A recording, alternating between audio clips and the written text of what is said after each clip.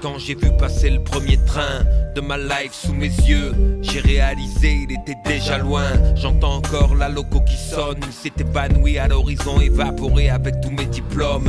On va quitter la forme pour aller un peu plus dans le fond du projet. Ça fait longtemps que je t'écoute. Pour moi, c'est le projet le plus personnel que tu as pu faire. Il y a pas mal d'introspection dedans. Oui. Tu m'as expliqué un petit peu tout à l'heure. Je trouve assez sombre aussi. Oui et non. Et mélancolique. Alors, oui, parfois il y a un message très positif, mais finalement, parfois noyé dans... Comme on est noyé dans ce flot d'informations et dans cette forme de peur permanente dans laquelle on vit à travers l'information au quotidien ou à travers la vie au quotidien, le rap et l'écriture, c'est une forme d'exorcisme et une forme de... Je suis chez le psy en fait, hein, je sors aussi le poison qu'il y a dans mon cœur, dans mon âme, dans mon sang, et toutes ces choses qui me rendent triste ou en colère. Donc forcément, si je parle du monde et si je suis en tant que rappeur une description, une caméra qui regarde ce monde, il y a de quoi flipper.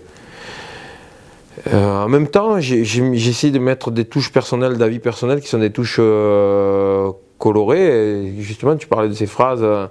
Tous les matins, je me réveille, je me dis la vie est un miracle, merci mon Dieu pour cette grâce, deuxième chance, je suis en vie. Pour moi, cette phrase-là, elle couvre tous les trucs tristes et mélancoliques qu'il peut y avoir. Après, peut-être cette tristesse et cette mélancolie, c'est celle qui serait là au quotidien si je me laissais aller. Mais j'ai pas le droit et ni l'envie de me laisser aller. T'en as profité aussi pour passer quelques messages, ouais. Dont un assez explicite pour ta fille. Ouais. Reste près de moi, une journée, album photo, 7 pages, non, je veux pas la tourner. Souris encore, Dieu que t'es belle. Il a sûrement dû oublier tes ailes. Tu peux nous raconter un peu, parce que maintenant, bon, c'est pas comme si c'était un nouveau-né. En général, les artistes font un morceau pour leur nouveau-né. C'est une grande fille. Ouais. Pourquoi avoir attendu maintenant? Bon, après, je suppose que c'est l'envie. C'est l'envie, et puis je l'avais écrit dans Art Martien, en fait. C'est le morceau qui survit d'Art Martien. C'était ton morceau solo de l'album Voilà, il y avait un morceau solo, et j'ai dit non, il est vraiment trop personnel pour être dans IAM. Je le garde si un jour je fais un album solo, ou si je sors une mixtape. Parce qu'à l'époque, tu savais pas. Non, pas du tout. J'étais plus basé sur faire une mixtape ou faire les inédits de mi-label, voilà, les 12 morceaux, parce qu'il y a 25 titres que j'ai sortis sur internet, et il y a 2000 personnes qui les ont, c'est tout. Et donc, j'avais envie de chanter quelque chose sur la liberté, de dire à ma fille qu'elle est libre d'épouser qui elle veut, de vivre comme elle veut, de se mettre un foulard ou de se teindre les cheveux en rose, d'être chrétienne, musulmane, juive, athée. Moi, mes enfants, en fait, j'échange beaucoup et je donne beaucoup d'amour. L'essentiel, quand on partage et quand on a des enfants, je pense qu'il faut les aimer, il faut leur dire. Pareil, je suis issu d'une culture sud de la Méditerranée, enfin, Italie du Sud, on ne dit pas grand chose, quoi. Et en plus de ça, à l'époque, les générations précédentes faisaient des échelles de préférence entre les enfants. Moi, il y a des tas de trucs que je conserve de cette culture-là, il y a des trucs qui m'exècrent. Et ça, la manière de traiter les enfants et tout ça, moi, mes 3 gamins, il n'y a pas de différence, il n'y a pas de préférence. Et je leur dis, je les gonfle, quoi. Je leur dis que je les aime sûrement tous les jours, ça doit les saouler au bout d'un moment, mais ils me le rendent, quoi. Ils sont très, très affectueux, très gentils, polis. Je pense que quand on donne, on reçoit de la part des gamins. Moi, j'ai pas envie de m'installer dans une relation de bras de fer avec mes enfants, de conflit. Je le dis dans le texte, des fois j'ai le mauvais rôle sur des sorties, des soirs. Paraît-il, je serai le moins cool du couple.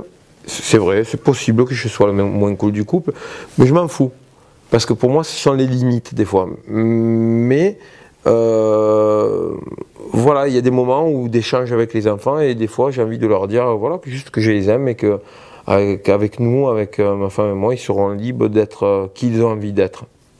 Même sur les études, je ne remets pas la pression, tu te rends compte, je ne suis même pas relou sur ça. Je les oblige juste à avoir le bac. Parce que quand tu as une voiture et que tu fonctionnes dans ta vie, il vaut mieux avoir la marche arrière dessus. Ça sert toujours à la marche arrière, parce que tu peux avoir des certitudes à 17 ans ou à 18 ans, et à 23 ans, d'un coup tu dis « Ah merde, j'aurais bien aimé faire ça. Ah, j'ai pas le bac. » Ben non, trop tard. Il y a une phrase que je vais te demander d'expliciter pour qu'il n'y ait pas de problème de compréhension dans ce morceau. Et un mec, c'est pas une infinite. Si tu promènes en ville, ne cache pas ses beaux cheveux pour que ces petits branleurs te laissent tranquille. Sois libre, c'est-à-dire que si tu te balades en ville, ne mets pas le foulard de peur que des gens t'emmerdent. Si tu le... C'est une réalité à Marseille? C'est une réalité dans le monde, mais c'est une réalité dans les pays musulmans. C'est une réalité parce que les garçons ont des attitudes envers les filles très déplacées, notamment dans les quartiers populaires de beaucoup de pays arabes. Les filles se voilent et se dévoilent une fois qu'elles ont quitté le quartier parce qu'elles se font emmerder si elles ne sont pas voilées. Et c'est pas l'islam. Ça relève de la misogynie, du sexisme. Mais le foulard n'a rien à voir là-dedans. Je ne lui dis pas ne mets pas le voile. Je lui dis, mets le voile si tu as envie, ne mets pas le voile si tu n'as pas envie. C'est très, très différent. Donc, si un jour ma fille décide de se voiler, mais je l'aimerai à fond. Parce que ce sera sa décision. Mais ne sois pas avec un mec qui te dit de mettre le voile. Sinon, il va goûter à une recette napolitaine. Et qui, je dis dedans, pas de bol, la famille est nombreuse. Il n'y a pas de chance, on est 2 millions dans la famille, c'est dommage. Il y en a un 15. Voilà, message aux clients. Peu à peu, les idéaux toxiques germent. De sales vieux aigris et morifient notre oxygène. Monte au Maroc pour achever ce vécu trop long. Une vie de balance, ils veulent crever en colon. Il y en a un qui a goûté un petit peu à la recette napolitaine, c'est Zemmour. Non, c'était assez doux. Hein. C'était assez doux. En fait, avant son livre, j'en parlais de lui. J'ai dit pourquoi? Parce que lui, il retranscrit en fait ce que beaucoup de Français pensent. C'est ça qui m'inquiète. C'est pas lui qui m'inquiète. Lui, ce que j'ai dit, je le charrie ces derniers temps. J'ai dit qu'est-ce qu'il y a? Il y a quelqu'un qui t'a embêté à l'école? Montre-moi-le. Tu veux qu'on aille casser la tête? Qui c'est qui t'a volé ton pain au chocolat? On va aller s'occuper de lui. C'est ça, c'est ça. Donc j'ai dit ça en interview l'autre jour. Le mec vend des livres.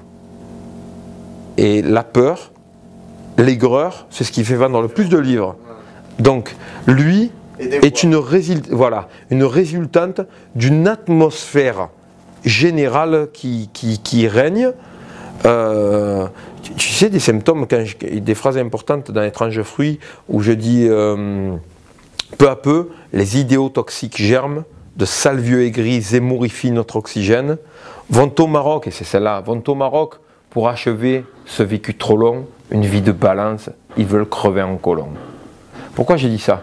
Parce que j'ai regardé les résultats des municipales à Marrakech et à Casablanca, le Front National arrive en tête. C'est-à-dire que les mecs, ils vont au Maroc pas pour les bonnes raisons. Ils vont au Maroc pour se faire servir le jus d'orange par Fatima. Et c'est-à-dire qu'ils sont encore dans une mentalité rétrograde, post-coloniale ou néocoloniale. Mais c'est insupportable. C'est insupportable, profondément insupportable. Et qu'au bout d'un moment, un mec comme lui cristallise quelque chose qui existe vraiment. Ou quand le Front National arrive en tête, et parti d'extrême droite entre dans la vallée du Rhône, où il y a les zones agraires et les fruits, les Marocains sont super cool en août et en septembre parce qu'ils ramassent des fruits à 300 € par mois, mais en octobre, ils font chier, quoi. Tu vois, les mêmes mecs qui les emploient, qui les sous-emploient, qui les traitent comme des esclaves, ils vont voter à l'extrême droite contre l'immigration. Il faut m'expliquer le processus psychologique, c'est-à-dire que c'est ultra-individualiste. C'est-à-dire, moi, je fais ce qui m'intéresse, j'emmerde les autres. Mais dans ce cas-là, il ne faut pas vivre en société. Hein. Si on est aussi aigri que ça ou quoi, il faut pas vivre dans un pays qui est multiculturel. Il faut leur réexpliquer l'histoire de France. Hein. La France, ça porte déjà un nom allemand. La France, le pays des Francs. Francs, peuple germanique. Ça s'appelle pas la Gaule, ça s'appelle la France. Donc dès le début, le nom du pays, c'est un nom étranger. Et en fait, s'ils relisent l'histoire de Max Gallo, par exemple, ils verront que c'est un couloir où passent des peuples, montent, descendent. Et en fait, si on n'arrive pas à accepter ça, et si on décide de chaque fois que le dernier venu est le coupable de tous les maux, ou que chaque fois qu'on trébuche, oh, c'est pas ma faute, c'est lui. Mais c'est même avis de facho, c'est la même chose quand les gens disent d'Ayam, oui, moi j'ai pas réussi parce qu'Ayam détenait le rap marseillais. C'est ah ouais, mais ça c'était le même, c'est du propos fasciste. Hein. Ni plus ni moins. Ben oui, c'est de l'individualisme et sans cesse désigner le voisin, c'est pas moi, c'est lui. Et ce truc-là, par contre, il peut avoir des conséquences catastrophiques lors des prochaines élections. Et que tous les gens des quartiers qui s'amusent, parce que moi, dans mon secteur, la majorité du groupe Ayam vit dans le 13e arrondissement, dans les quartiers nord, on a un maire Front National. Mais il y a 80% de logements sociaux dans les quartiers, dans l'arrondissement où on habitait. C'est pas des skinheads qui ont voté pour lui. Hein. Ce sont tout type de gens. Et beaucoup d'ouvriers immigrés. Alors parce que c'est l'autre qui est fautif, tu comprends? Moi, ma famille, nous on est honnêtes, c'est eux les voleurs, c'est la famille qui est sur le palier qui vole. Mais bien, ça a toujours existé ça, mais ça a toujours existé dans la société française. Il y avait des blocs avec des familles honnêtes, sauf que, effectivement, dans l'information, quand on parle des gens des quartiers, on en parle de manière monolithique. Il n'y a personne qui fait d'études, personne qui fait travail, personne qui consomme. Donc on ne passe pas la musique de ces gens-là à la radio, parce que ces gens-là, tu comprends, ils n'achètent rien. Ouais. C'est n'importe quoi. On a 30 ans de retard sur des pays anglo-saxons, mais c'est 35 ans de retard. Moi, je fais une petite parenthèse, c'est pas de l'autopromo et tout, mais comme tu viens de dire un truc, je suis en train d'écrire un livre actuellement, enfin j'ai fini d'écrire avec Laurent Bounot, et dedans, je dis un truc, c'est pas méchant, je dis que à Marseille, rien ne sortait sans que Akhenaton mette son nez dedans. En gros, c'était pour dire que tu étais, c'était pas méchant, c'était dans le truc, c'était le patron du Sud. En fait, non. Et c'est ça qui est faux en fait. C'est que par exemple des gens comme Prodige Namor, des productions, des mecs comme Puissance Nord ont réussi à un moment donné à sortir. En fait, nous on retournait à la question, on disait oui d'accord, mais cite-moi notre groupe de rap français qui a investi autant dans d'autres groupes que Ayam. Ah mais c'est justement, c'est pas méchant, c'est pour non, je disais... T'as aidé beaucoup de gens, enfin Ayam... Et ce qui était terrible, je te jure dans le propos, et ça ce sont des faits réels, c'était les mecs qui venaient me démarcher pour signer dans le label, où je leur disais qu'on ne peut pas signer plus d'artistes, et qui finissaient par déblatérer des horreurs sur les... Moi j'étais super, mais les artistes que j'avais signés c'était des pauvres cons. Et là je disais, stop. Oh mais tu as signé lui, mais c'est de la merde, oh ce qu'ils font eux, mais tu mets ton argent dans des... Oh, et tu vas m'expliquer comment je sors mes disques, comment je fais des trucs. Et en fait, cet état d'esprit-là, il est ultra fascisant. C'est de l'intolérance, mais XXL. Je pense qu'il y a vraiment des choses à changer dans la mentalité.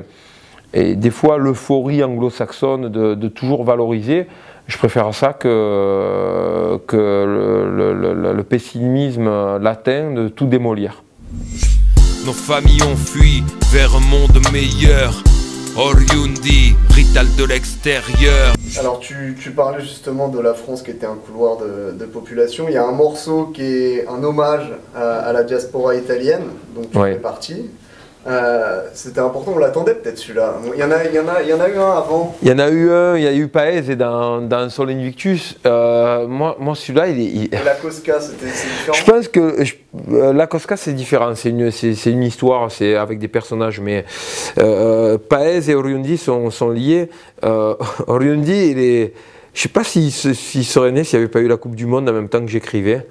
Et le fait de regarder des matchs de l'Italie avec 14 mecs qui hostile à l'Italie dans la même... J'ai dit mais pourquoi vous nous aimez pas? Ouais. Je cherchais les explications. Dans le football ça s'explique. Pour le reste... Pourquoi vous nous aimez pas? Alors je me disais à mes copains espagnols qui étaient là, qui sont en majorité, pourquoi vous nous aimez pas hein? 4 étoiles sur le maillot, 4 grosses coupes. Et donc, si j'avais pas écrit pendant la Coupe du Monde, j'aurais pas eu ce réflexe-là de parler de l'Italie. Je pense que beaucoup de gens, et notamment en France, confondent football et connaissance d'un peuple. L'Italie, ce sont des peuples, c'est très complexe à comprendre comme pays, mais moi, je n'arrive pas à comprendre certaines choses. Et des fois, dans les charriages, on me dit, ouais, mais l'Empire romain, j'ai dit, mais n'oubliez pas que l'Empire romain, les premières exactions des Romains sont portées contre les autres peuples italiotes. C'est-à-dire que nous, à Naples, c'était la Magna Graecia, ça en faisait partie de la Grèce. Et que les premiers massacres perpétrés par les Romains ont eu lieu en Toscane, les Étrusques, les Gaulois dans le nord et les Grecs dans le sud. Et d'ailleurs, les Romains et les Étrusques sont deux peuples originaires d'Asie mineure. Ce sont des Libanais à la base. Toi une prochaine danse, ouais. Aller ailleurs pour que mon air change, que je souris, que ma colère flanche, mon Dieu, viens avoir ma deuxième. Si c'est des rappeurs qui font de l'entertainment, mais qu'est-ce que j'en ai à foutre qui parlent de crimes et de ça tant qu'ils ne le font pas. Maintenant, si tu es un vrai criminel et que dans le rap tu décris ce que tu fais, putain, t'es pas fut-fut quoi. Hein. Ouais, parce que quand tu dis ils se disent aigles mais chantent comme des rossignols, après.